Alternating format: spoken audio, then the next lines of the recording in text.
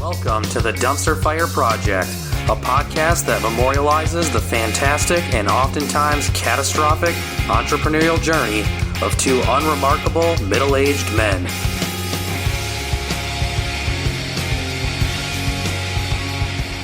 What's up, everybody? I'm Eric. Murray will be joining us shortly.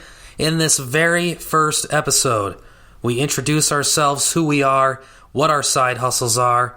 We explain how we are hustling to start our businesses outside of our day jobs with the dreams of someday leaving the rat race behind and pursuing our true passions. Join us on what is sure to be an unmitigated disaster. Welcome to the train wreck that's known as the Dumpster Fire Project. Take it away, Murray. Hello. Welcome to the podcast. I'm Murray. I'm Eric. We're just two middle-aged men who've achieved their initial career goals, and now we're starting to look for what's next. We've had a good run. We've achieved what we initially set out to do, and now we're looking to take the next steps into an entrepreneurial journey. And we want to take you along for the ride with us. And most importantly, we want to share our dumpster fire stories so that you can learn from us so you don't have to make the same mistakes. Yeah, that's exactly what we're trying to do. And you hit it right on the head there. This podcast is about us, two middle-aged guys, good careers, good paying jobs. We're a little burnt out. We want to do our own thing. We want to get out of the rat race. And a lot of people that might listen to this might listen to what we're doing and learn from our mistakes, because we're going to make a ton of them, and we're going to talk about everything on here. Absolutely.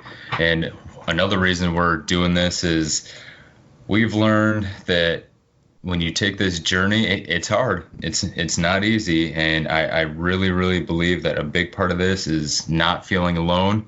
So maybe somehow, some way with us sharing our stories of the mistakes we made or just where we're at and what we're going through, you can connect with that. And so by all means, feel free to start listening to this on episode 1 if that's where you're at, or if you want to jump ahead. But today we're starting. Eric and I are in two different spots in our journey.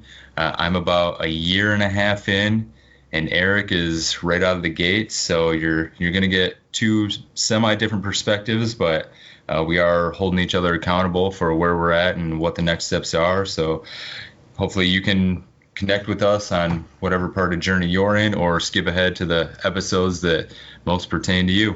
Yeah, let me also say, I'll add, since the what we're talking about here is learning from our mistakes, so we don't know what the hell we're doing with podcasting. We've had some conversations about this, and we just said, what the hell, let's do it. Let's document it. It might suck, but that's the whole point.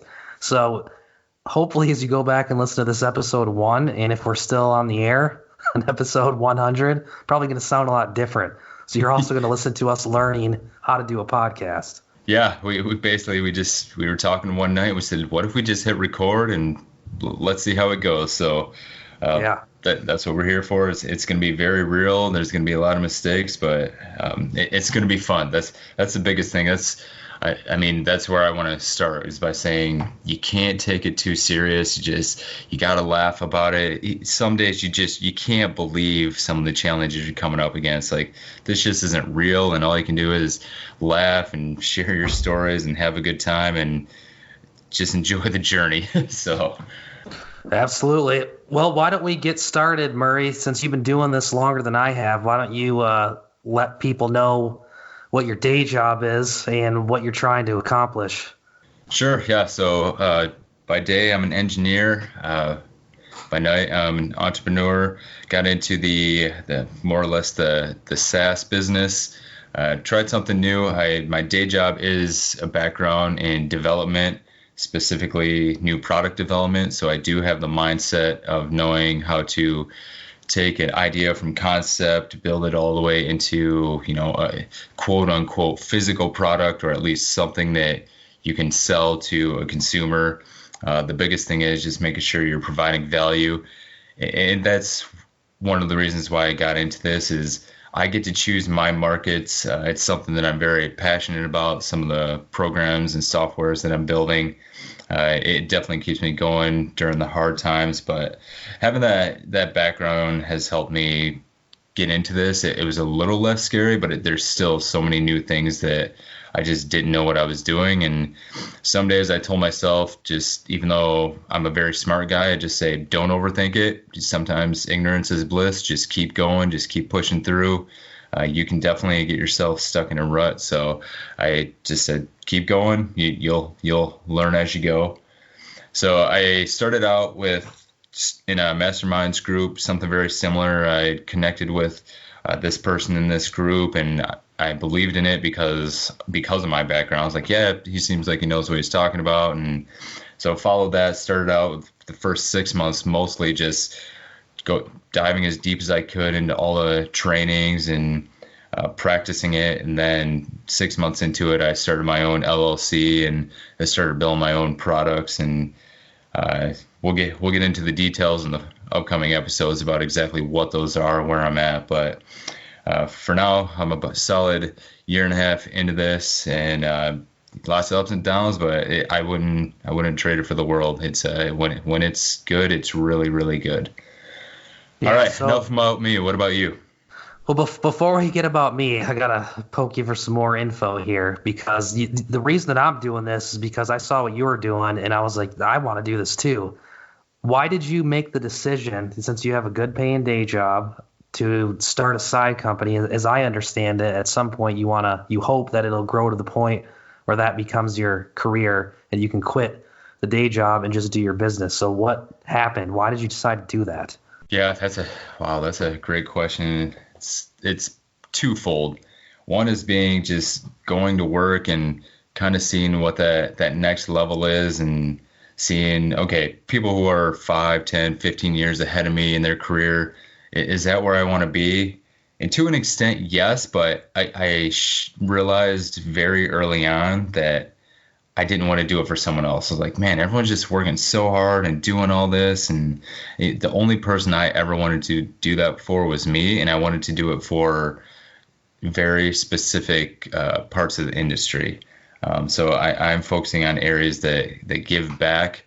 Not that what I'm doing now isn't important.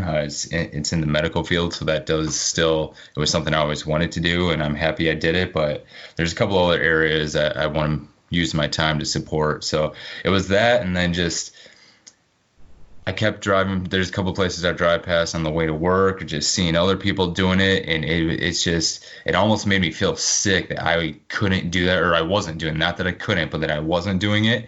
And I didn't feel that for probably the first 10 years of my career, and then something clicked, and I just realized I can make those decisions. I can do it, and so it was that point where I knew there was no going back. I just absolutely had to do it, even if it meant have a day job and come home and spend hours at night and just pick away at it and start slowly building my own brand. It was something that I had to do. So it was just an internal driving passion. Nice. Well, I took some notes there because some of the stuff that you said is the same thing that I'm going to talk about. So I'll introduce myself, Eric Scramlin. I am an attorney. I've been practicing law since 2010, prosecutor for almost that entire time. In 2018, I was chief deputy in an office in New Mexico. By all accounts, good career, made it there very fast. But being a prosecutor was extremely stressful. And I got burnt out bad, like really bad burnout. And I'm still recovering from that. It's been about a year and a half later. I went to a new job at a city attorney's office where I wouldn't have to experience the stress of going to court every day. And it's a great job that I have here, and it pays very well, and I'm learning some new areas of the law. But the same thing that you just said, where you look at people that are, quote, successful in their career, the partners of the law firms or the managing people in the company. And I looked at that and I said, that scares the hell out of me. I don't want to be like that, 10, 15 years down the road. So I started looking at something that I was really passionate about. I loved the experience I got as a prosecutor, trying so many jury trials and being in the courtroom all the time, and the training that I did with law enforcement. So I decided to focus on a business that would provide training for law enforcement and prosecutors. And it was kind of the same thing. I saw you going through it, and I was like, man, it's cool. I think you're crazy. I can't believe you're doing this. It's probably not going to work. But then as I started to like mess around with it, I'm like, this is the way it's got to be. And I don't know, it's been a few months since I've decided. I still, I love my day job, but I'm looking at the long term, and I would like to. Same thing that you said with you don't want to work for somebody else. That's kind of where I'm at too for the long run. So I'm giving it everything I got. Every minute when I come home from work, I'm trying to cut down the vacations and all that crap and just focus on getting this thing going. Yeah, and just to build off that a little bit too, another reason is I'm looking at the people who are, a little further up in the chain than I am, and to me, I can make those decisions. Like I'm not afraid to make those decisions. So even if it were, my own money, so why not go out and start my own company and take those risks and, the calculated risk, make all the decisions. And sure, they're probably everyone, once you reach a certain stage in your career, everyone seems to be, they're the expert in that and they've had other backgrounds and all that. So I was like, well, yeah, there's probably a couple spots I might be lacking, but I'll learn as I go. And it didn't scare me. So I figured, why not jump in? Let's do it. I just had that drive. I had to go do it. So, Yeah. so I think this is really cool that we're both in slightly different spots, but driven by the same thing. And we can have a conversation about it, and we might as well jump into it. That's one of my current challenges right now is that a year and a half into it, I thought I'd be a lot further along. I told myself not to buy into those overnight success stories, but after 18 months of still doing this, and I was hoping I'd be able to step away from the day job, and I'm still, a good ways away from that. But even though I've got a solid base, feeling confident and comfortable, slowly building it, that's my biggest thing is just keeping that fire, keeping that passion going. So to know that you're starting that and I get to see, and you're reminding me of just a straight crazy energy and passion that I had when I first started. It's good to be part of that and see that in you. It keeps me going as well. Well, I'm glad to see that you're still doing it after you've been doing it a lot longer than I have. What, about a year and a half in, you said? Yep. Yeah. So I'm just getting started, like literally just getting started. And I'm getting stressed out beyond belief. Just thinking about, I feel like I'm getting stuck. Like I look at the big picture thinking I need to be doing all these things, but I'm trying to slow down and say, all right, look, you got a good paying job in the daytime. It's not that bad. This is a long-term thing. Let's just do small steps. But then I also feel like, I can take a week off, take a trip somewhere, and I do nothing. And then I get really stressed out. Like I need to be doing something. Have you come across that, and how are you handling that? Yeah, it's interesting because there's a lot of people out there that will say you got to go all in, you just got to hustle, hustle, hustle. That's very, very true. Like it takes a lot of hard work, but I keep thinking about is that becoming the new entrepreneurial norm where you do that? What if I could keep my day job? Because take a step back real quick before I dive into this. The biggest thing is you can be happy no matter where you're at, what you're doing. It's complete mental thing. Just if you can be happy, what if I approach it a different way? So I was thinking, what if there's this third concept? There's not just a day job and there's not just an all-in factor. What if I could keep my day job, balance, family life, friends, vacations, and still slowly build a brand and go in? What if that was the third kind of missing link to all this? Because if I can do that, then I can allow that side hustle to build up to a point where it's so efficient and it's running so well that when it does come time to step away from my day job, I will already be in a great place and potentially just exponentially grow the business even faster. Now, granted, I could see a rebuttal with that saying, well, yeah, you could start spending more time right now too. But again, it's all about if I'm feeling happy and not that stressed, then maybe this is a third level to where, or a third different work stream that I could drive this journey through. So that's kind of how I approach it too. I'm with you. You definitely will feel stressed and you just enjoy the journey. I've heard so many people say that who have been successful and they look back on it and they've given up vacations, friends, especially when they were younger in their 20s. They're making a lot of money now, but they regret missing out on a lot of just those life opportunities. So have fun and enjoy it. Yeah, I feel like there's bits and pieces of the journey that I'm enjoying right now, but it's stressing me out, and it shouldn't be because that's the whole reason why I'm doing this.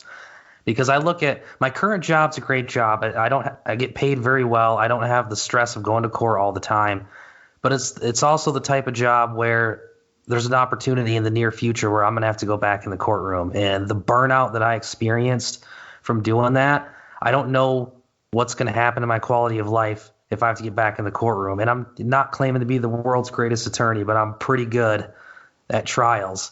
And it's part of the reason why they hired me here. So at some point I'm going to get back in there. So I look at the side hustle and say, okay, at some point I'm going to have to make a decision. Are we going to keep practicing law and going through that heavy stress? Or are we going to get hustling and get this thing off the ground so at some point we have the opportunity to make a career change? I think that's what stresses me out. I need to calm down. Maybe do what you're doing a little bit and take it in small pieces and see what happens. So I don't know. That's kind of a challenge where I'm at right now, is just not being stressed out and, like you said, enjoying the process. Yeah, I hear you. I was in the exact same spot. I mean, my company was in an extremely just not a great place when I first started this, and that was one of the reasons that drove me to really take the jump. Is I didn't see a great path forward. Didn't like where the company was going. Many things have changed since then. I mean, it's in a much better place now, but still, that's what I also did. I was pushing so hard just because I wanted to get out there so fast. But then I realized, I lost track of why I was doing it, and I had to be very careful because I told myself when I got into this I was going to do it for all the right reasons, and I believe I'm there now. There were a couple of those days where you're pushing so hard and like, hold on, like the universe will work for you if you go in it for all the right reasons. It's hard to explain, but it'll all come together. So yeah, just don't push, hustle, but don't push so hard that you're not doing it for, the original reason you got into doing this. Yeah, for sure. So where I'm at right now, we'll see how you got started. So when I first started out, I started thinking, okay, let's start seeing if we can make some money doing this.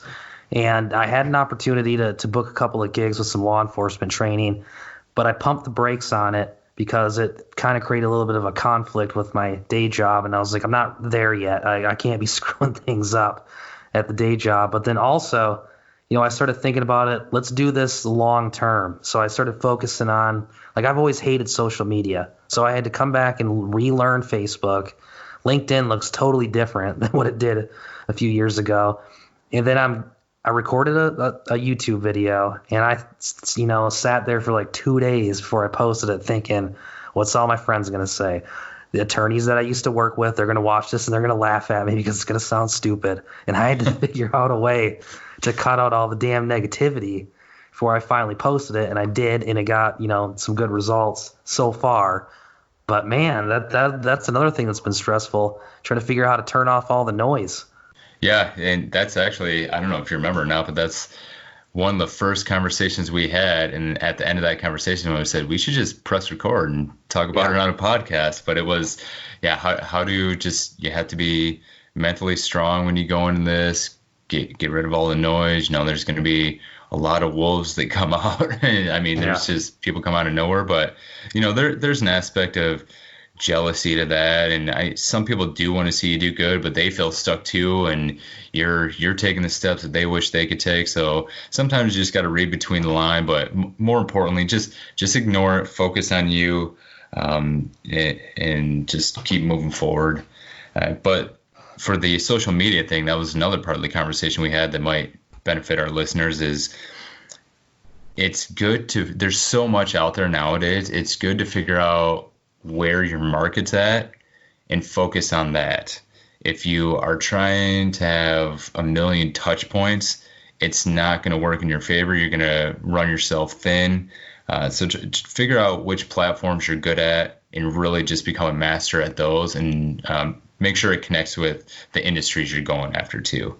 And again, I'm not claiming to be an expert. These are just things I pieced together from listening to, either the teachers in my master class or all kinds of podcasts, the books we read. So we're new, don't hold it against us. We're just talking out loud here, just two friends trying to figure this out. I'm glad you said that too, because I'm clearly not an expert, and that's one of the reasons why we're doing this, is because we're just, even if no one ever listens to this, that's going to document this. So if it works, maybe someone will listen to it in 10 years. But I'm hesitant. I can't even bring myself to refer to myself as an entrepreneur. Like, I don't feel like I've earned that title yet. I haven't really made any money, but I'm hoping, as we continue to go through this, at some point, it's like, okay, I'm making some money, this is working, guess I'm an entrepreneur, but I don't feel like I'm anywhere close to referring to myself as that yet. Yeah, you're not the only one. I've heard a lot of people say that, and that's just part of this journey. At some point, you'll get comfortable with it, and especially the more you tell people the name of your company and what you're doing, it'll slowly sink in.